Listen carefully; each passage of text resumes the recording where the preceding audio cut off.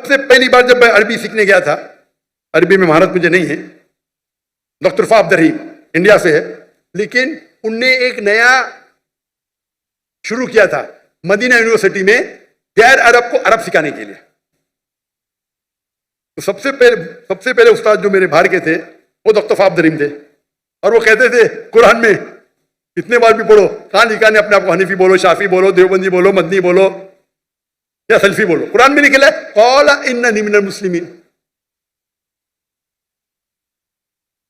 اور دیکھے جاؤ تو 95% سیم ہے، کچھ تھوڑا اوپر نیچے ہوئے گا، کوئی کہتا ہاتھ اوپر رکھنا افضل ہے، کوئی کہتا نیچے کرنا. میں تحقیق کرتا ہوں، تحقیق کرنے کے بعد میں بہت سخت ہوں فالو کرنے کے لیے، لیکن تحقیق کرنے کے بعد میں جو کہتا ہوں کہ میں بھی صحیح ہوں، یہ عام لوگ بولتے ہیں میں ہی صحیح ہوں، یہ پرابلم ہے. میں ہی صحیح ہوں، آئی ایم اونلی رائٹ.